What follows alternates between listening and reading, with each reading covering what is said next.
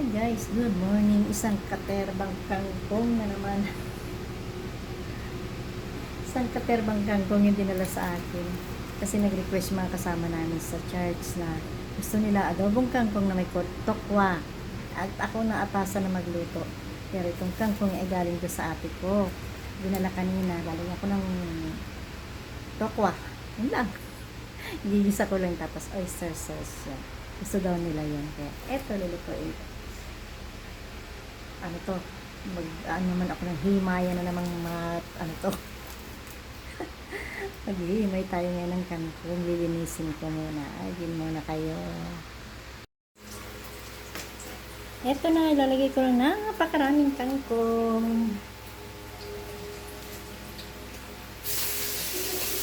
Maliit kasi yung aking kawali, kaya kailanganin akong ilahat.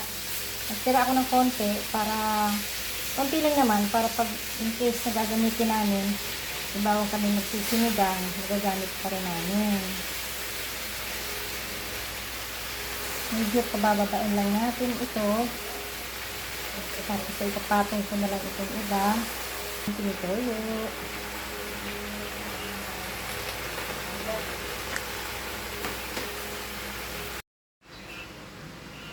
Lagyan natin ang kalahati ng aking ginisang sibuyas, bawang at konting luya. Nagsuot na ako ng helmet para hindi na ay, helmet pa. Hindi pala helmet. Ito na nakikinig ako habang ako nagluluto. Nakikinig ako ng balita ngayon. Talaga nalulungkot ako. Sobra akong nalulungkot sa nangyayari. Tingnan natin ang ating mahiwagang tokwa.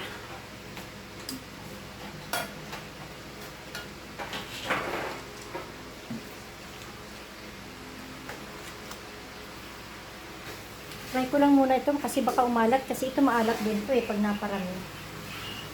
Ang mag-aasin dito dahil ito ay mayroon ng toyo. Ito na ang ating kangkong. Ayan, luto na. Ang liit kasi ng kawali ko kaya ito lang, tingnan nyo.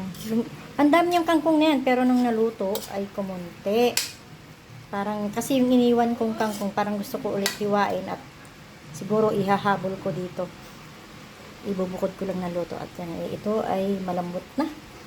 Masyado ng patayin ko muna ang aking apoy. Ayan.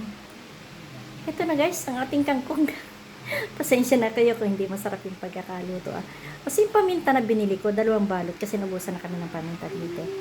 Hindi pala nilagay sa plastic ng tendera. Pagdating ko dito, nagtitimpla na ako, hindi ko makita yung wala. Naiwan doon.